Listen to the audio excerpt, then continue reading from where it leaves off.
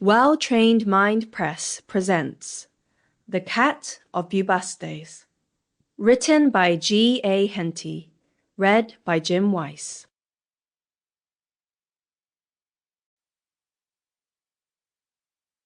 Chapter 1. The King of the Rebu.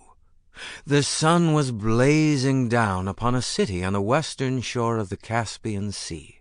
It was a primitive city, consisting of a vast aggregation of buildings which were for the most part mere huts. Among them rose a few of more solid build and of higher pretensions, the abodes of the chiefs and great men, the temples and places of assembly, and although larger and more solidly built, these were yet little more than magnified huts. The town was surrounded by a lofty wall, with battlements and loopholes.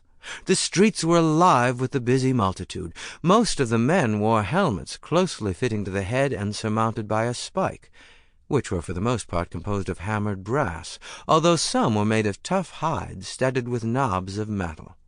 All carried round shields, those of the soldiers of leather stiffened with metal, and those of the captains of brass, worked with considerable elaboration. In their belts all wore daggers, while at their backs were slung quivers of iron.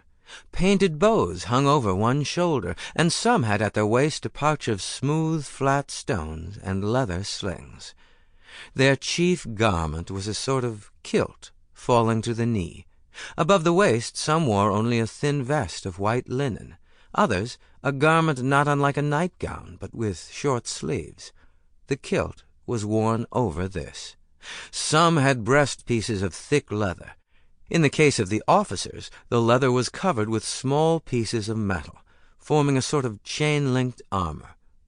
All carried 2 or 3 javelins in the left hand, and a spear some 10 feet long in the right. Horsemen galloped about at full speed to and from the royal palace, while occasionally chariots dashed along. These chariots were small, the wheels not exceeding 3 feet in height, and just large enough for 2 men to stand on. The males of the city were upon the point of marching out on a military expedition, a war on which the safety of the city depended. Inside the palace the bustle of preparation was as marked as without. The king and his principal counselors and leaders were assembled in the great circular hut which formed the audience-room and council chamber. The king himself was a tall and warlike figure. He had led his warriors on many successful expeditions far to the west, and had repulsed with great loss the attempts of the Persians to encroach upon his territory. Standing behind him was his son, Amuba, a lad of some 15 years of age. The king and his counselors wore, in addition to the kilt and linen jacket, a long robe highly colored and ornamented with fanciful devices. It was fastened at the neck with a large brooch, and all wore a profusion of necklaces, bracelets, and other ornaments of gold. Many of the chiefs wore feathers in their helmets, and the greater portion of all ranks had figures tattooed on their arms and legs. They were fair in complexion, with blue eyes. Their hair was for the most part golden or red, and they wore their beards short and pointed. The young Prince Amuba was attired for the field. His helmet was of gold, and his armor covered with plates of the same metal. After listening for some time to the arguments of his elders, he retired to the large hut adjoining the council chamber.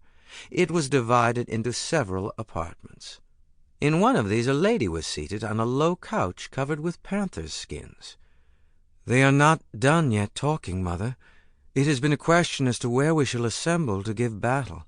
They have fixed upon a place at last. It is about 15 miles from here. You think we shall beat them, don't you, mother?" "I hope so, Amuba."